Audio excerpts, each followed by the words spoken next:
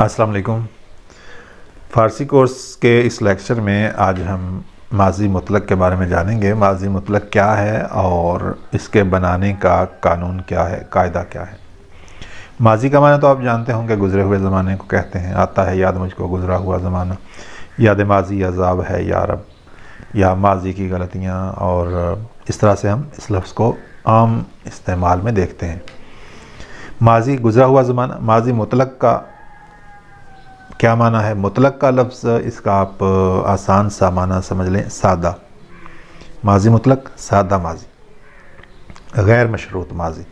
क्योंकि फ़ारसी में जो माज़ी की 6 अक़साम हैं, इनमें माज़ी करीब को अगर हम देखें तो उसके साथ करीब की शर्त है कि काम का होना करीब के ज़माने में मालूम हो। इसी तरह माज़ी बईद, इसमें बईद होने की शर्त है, दूर का ज़माना होने की शर्त है। माज़ी इस्तिमरारी में इस्तिमरार की, तसलसल की शर्त है। लेकिन माज़ी मुतलक में कोई शर्त नहीं है। ये जो लफ्ज़ मुतलक है, ये बतौर शर्त नहीं है, बल्कि ये बताने के लिए है कि इसके साथ कोई शर्त नहीं है।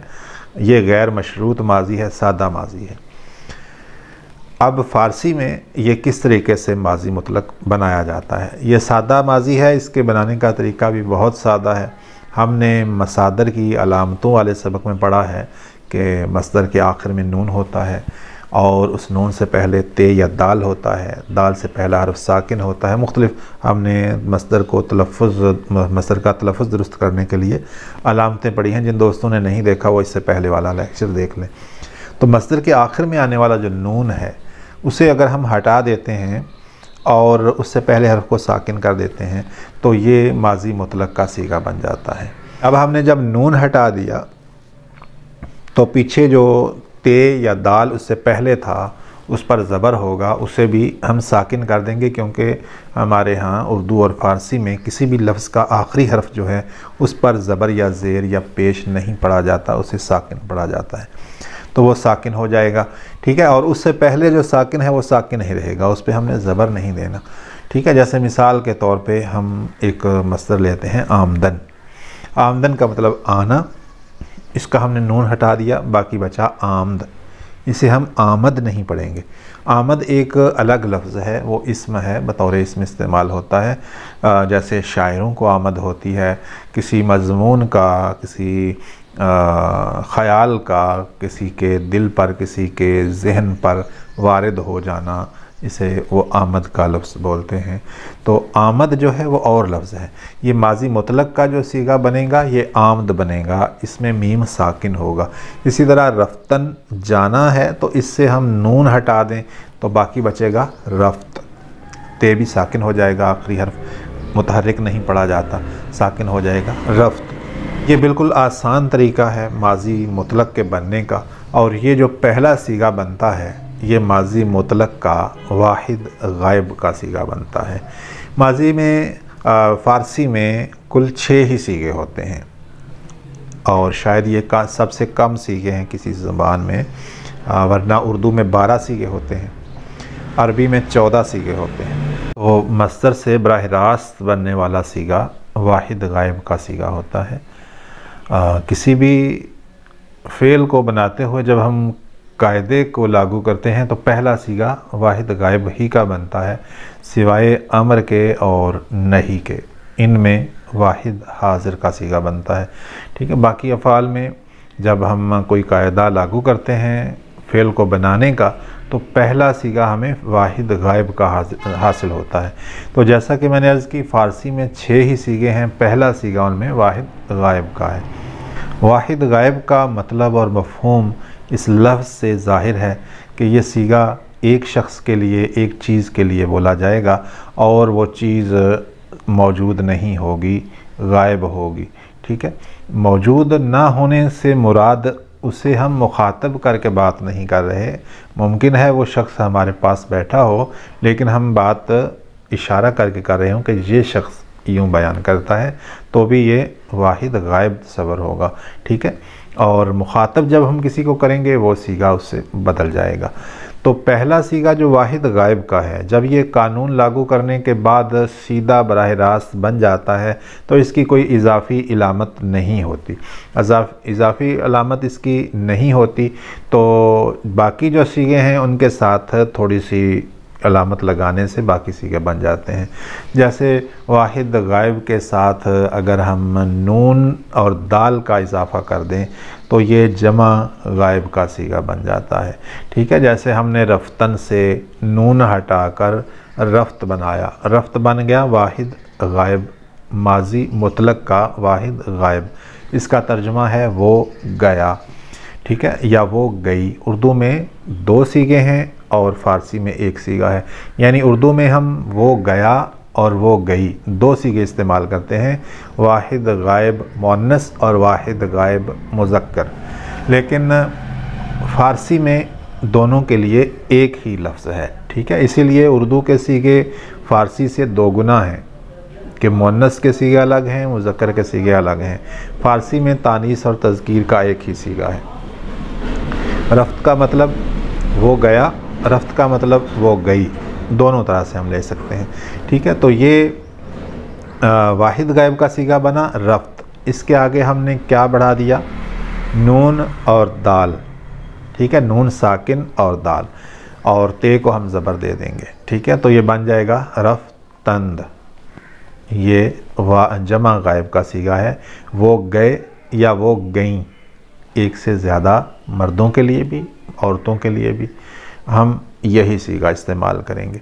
ठीक है, और इस रफ्त के आगे छोटी ए का इजाफ़ा कर देंगे तो वाहिद हाजिर का सीगा बन जाएगा। वाहिद हाजिर को वाहिद मुखातब भी कहा जाता है। ठीक है, दोनों में से किसी एक को याद रख लें। वाहिद मुखातब आपको ज़्यादा मुनासिब लगता है, इसे याद रख लें। ठीक है, वाहिद मुखातब या वाहिद हाजिर का मतलब ये है कि जिसे आप मुखातब करके बात कर रहे हों। ज़रूरी नहीं है कि वो आपके सामने हाजिर हो। आप मोबाइल पे अगर उसे मुखातब कर रहे हैं, या आप ख़त के अंदर उसे मुखातब कर रहे हैं, या आप पैगाम वीडियो पैगाम देते हुए, तहरीरी पैगाम देते हुए उससे मुखातब कर रहे हैं कि तुम या तू या आप, इन सीगों के साथ आप उसे मुखातब कर रहे हैं, तो वो मुखातब का सीगा है। ठीक है, वो हाजिर का सीगा है। ठीक है, अगरचे वो जिस्मानी तौर पे आपके पास हाजिर ना हो तो भी। तो वाहिद हाजिर या वाहिद मुखातब बन जाएगा छोटी ये लगाने से। ठीक है, मस्दर के आखिर से हमने नून हटाया तो वाहिद हाजिर का सीगा बना, और वाहिद गायब का सीगा बना, और उस वाहिद गायब के सीगे के साथ छोटी ये लगा दी तो ये वाहिद मुखातब का सीगा बना। जमा मुखातब बनाने के लिए ये और दाल का इजाफ़ा कर देंगे। ठीक है, जैसे रफ्त है, इसके आगे ये और दाल का इजाफ़ा होगा तो ये बनेगा रफ्तेद या रफ्तीद। दोनों तरह से पढ़ा जाता है। फ़ारस वाले रफ्तीद पढ़ते हैं मारूफ़, और हमारे पाको हिंद में इसे रफ्तेद पढ़ा जाता है। इस ये को मजहूल पढ़ा जाता है। आप चाहें तो मारूफ़ पढ़ें, चाहें तो मजहूल पढ़ें। ठीक है, ये जमा मुखातब का सीगा बन गया। अगला सीगा है वाहिद मुतकल्लिम का। मुतकल्लिम का माना आप जानते हैं, बात करने वाला। जब बात करने वाला अपने बारे में बात करेगा, सिर्फ वाहिद अपने बारे में, अकेले अपने बारे में, तो वो वाहिद मुतकल्लिम का सीगा इस्तेमाल करेगा। वाहिद मुतकल्लिम बनेगा वाहिद गायब के आगे मीम का इजाफ़ा करने से। ठीक है, जैसे रफ्त है तो उसके आगे मीम लगाएंगे, ते को ज़बर मिल जाएगा तो बन जाएगा रफ्तम। ठीक है, इसका मतलब है मैं गया या मैं गई, दोनों के लिए रफ्तम होगा। और जमा मुतकल्लिम का सीगा है छठा सीगा। ठीक है, तो इसमें जो माजी मुतलक से हमने बराह रास्त लफ्ज़ बनाया था रफ्त, वाहिद गायब का सीगा, इसके आगे हम ये और मीम का इजाफ़ा करेंगे तो ये जमा मुतकल्लिम का सीगा बन जाएगा रफ्तेम। रफ्तेम पढ़ें या रफ्तीम पढ़ें, दोनों तरह से दुरुस्त है। जैसा कि मैंने अर्ज़ की, पाको हिंद में ये मजहूल पढ़ी जाती है, यहाँ पे जमा मुखातब के सीगे में और जमा मुतकल्लिम के सीगे में। और जो फ़ारसी वाले हैं वो यहाँ पे मारूफ़ पढ़ते हैं, रफ्तीम पढ़ते हैं वो, और रफ्तीद। ठीक है, तो आप यहाँ पे चाहें तो रफ्तेम पढ़ें, चाहे तो रफ्तीम पढ़ें। तो ये लफ्ज़ जो है 6 सीगे इस तरह से मुकम्मल हो जाते हैं। ठीक है, और इसकी गर्दान लिखते हुए जब हम लिखते हैं तो हम सीगा लिखते हैं सबसे पहले, जैसे रफ्त, उसके आगे लिखते हैं वो गया, उसके आगे लिखते हैं वाहिद गायब। वाहिद गायब को आप शुरू में भी लिख सकते हैं, ठीक है। शुरू में वाहिद गायब, आगे उसका सीगा लिख दिया रफ्त, आगे उसका तर्जमा लिख दिया वो गया या वो गई। इसी तरह शुरू में लिख दिया जमा गायब, आगे उसका सीगा लिख दिया। दूसरे नंबर पे रफ्तंद, आगे उसका तर्जमा लिख दिया वो गए या वो गईं। इसी तरह शुरू में सीगा लिख दिया रफ्ती, और उसके बाद उस सीगा लिख दिया वाहिद मुखातब, उसके आगे लिख दिया रफ्ती, उसके आगे तर्जमा लिख दिया। लिखते हुए इस तरह लिखते हैं, 3 लाइनें बन जाती हैं। पहली लाइन में आप सीगों का वाहिद हाज़िर, जमा हाज़िर, वाहिद गायब, जमा गायब, वाहिद मुतकल्लिम, जमा मुतकल्लिम आखिर तक लिख लेते हैं। फिर वाहिद हाज़िर के वाहिद गायब के आगे वाहिद गायब का सीगा, उसके आगे तीसरे कॉलम में उसका आप लिख देते हैं तर्जुमा। तो ये गर्दान लिखने का तरीका है, इसे हम गर्दान कहते हैं, ठीक है। ये जो सीगों की एक गर्दान है, इसे लिखने का तरीका ये है। पढ़ने का तरीका ये है कि हम इसके साथ वाहिद गायब, जमा गायब वगैरह नहीं पढ़ते, इसके साथ इसका तर्जुमा नहीं पढ़ते, सिर्फ़ इस गर्दान को हम पढ़ते हैं।